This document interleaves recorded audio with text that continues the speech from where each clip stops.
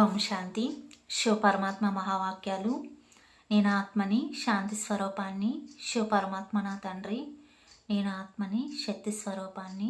శివ పరమాత్మ నా తండ్రి. నేను ఆత్మని, ప్రేమ స్వరూపాన్ని. శివ పరమాత్మ నా తండ్రి. అయితే బాబా సేవ గురించి లోతుగా వివరణ చేసి చెప్తున్నారు. ఏం చెప్తున్నారో తెలుసుకుందాము. కేవలం సేవదారై సేవ చేయటం ద్వారా సంపూర్ణ సఫలత రాదు. సేవతో పాటు త్యాగం ఉండాలి, తపస్సు రెండు కలిసి ఉండాలి. దీని ఆధారంగా శ్రమ తక్కువ, ప్రాప్తి ఎక్కువ ఉంటుంది. వర్తమాన సమయంలో ఈ కొత్త జ్ఞానం యొక్క ఫలము మీ పురుషార్థంలోని సేవలోని సఫలత అనుభవం అవుతుంది. త్యాగం అనగా ఏ పాత స్వభావ సంస్కారాలు, వికార సంకల్పాలు కనిపించకూడదు.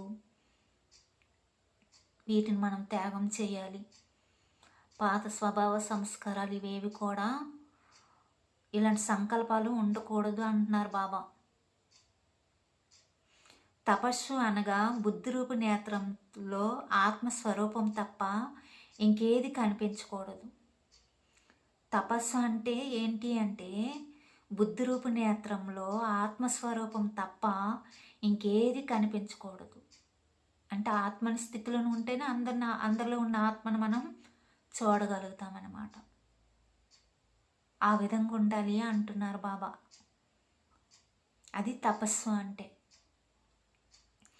ఈ విధంగా నిరంతర తపస్వి అవ్వాలి. ఏ సంస్కారం లేక స్వభావం గలవారైనా, రజగుణ ఆత్మలైనా, తమగుణ ఆత్మలైనా, స్వభావ సంస్కారాలకు వశమైన ఆత్మలైనా, మీ పురుషార్థంలో పరీక్షకి నిమిత్తమైన ఆత్మలైనా కానీ అందరి పట్ల సేవ అంటే కళ్యాణం యొక్క సంకల్ప భావన ఉత్పన్నమవ్వాలి. ఎవరు సంస్కారం ఎలా ఉన్నా సరే, ఎవరు పురుషార్థం ఎలా ఉన్నా సరే మాత్రం మన సంస్కార స్వభావాలు ఎలా ఉండాలంటే కళ్యాణ భావంతో ఉండాలి అంటున్నారు బాబా. శుభభావంతో ఉండాలి అని. ఇదే సత్యమైన సేవ. అర్థమైందా పిల్లలు అని బాబా అంటున్నారు. ఎవరు ఎలాంటి సేవ చేస్తారో అదే విధంగా ఖాతాలో జమ అవుతుంది. బాబా సంపర్కంలోకి తీసుకువస్తే భవిష్యత్తులో వారు మీ సంస్కారంలోకి వస్తారు.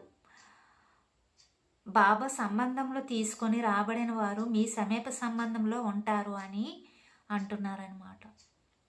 అంటే ఎవరు ఎలాంటి సేవ చేస్తారో అదే విధంగా ఖాతాలు జమ అవుతుంది అని అంటున్నారనమాట.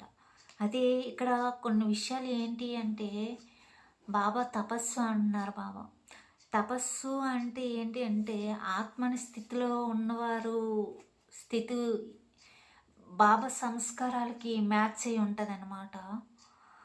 అది దేహాభిమాన స్థితిలో ఉన్నవారు వాళ్ళ స్థితి బాబా సంస్కారాలకి మ్యాచ్ అవ్వదు. అయితే ఇక్కడ ఈ స్థితిలో ఉన్నవారు దేహాభిమాన స్థితిలో ఉన్నవారికి మ్యాచ్ కాదనమాట. ఎప్పుడైతే ఈ సంస్కారాలు మ్యాచ్ కాదో అప్పుడు సంస్కారాల యొక్క ఘర్షణ వస్తుంది. ఎందుకంటే వాళ్ళు దేహదారులు, అంటే దేహాభిమాన స్థితిలో ఉండి వాళ్ళు ప్లానింగ్లు ఇస్తూ ఉంటారు, బాహ్యంగా ఆలోచిస్తూ. ఈ ఆత్మని స్థితిలో ఉన్నవారు ఏంటంటే అంతర్ముఖులై ప్లానింగ్లు వేస్తారు, సేవ ప్లానింగ్లు ఏవైనా సరే. అది వీళ్ళ సంస్కారం వాళ్ళతో మ్యాచ్ అవుతుందన్నమాట. ఇక్కడ సంస్కారాల ఘర్షణ వస్తుందన్నమాట. నప్పదు ఇంకా. అదే బాబా అంటారు, మీరు సేవ అనుకొని సేవ భావంతో చేయడం కాదు అంటున్నారు బాబా. ఇక్కడ తపస్సు యొక్క భావంతో చేయమన్నారు. త్యాగం, తపస్సు ఈ రెండు కలిసి ఉండాలి అని అంటున్నారు. అంటే ఇక్కడ ఈ పాయింట్ ఎందుకు చెప్తున్నానంటే నేను చూస్తున్నాను అన్నమాట.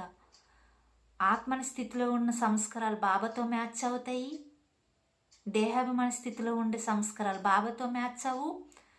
తర్వాత వాళ్ళకి వీళ్ళకి ఇంకా సంస్కారాల ఘర్షణ అనేది వచ్చేస్తుంది అన్నమాట. అప్పుడు మన స్వానుభూతి అని క్లాసు పరివర్తన శక్తి గురించి అందులో చెప్పుకున్నాం.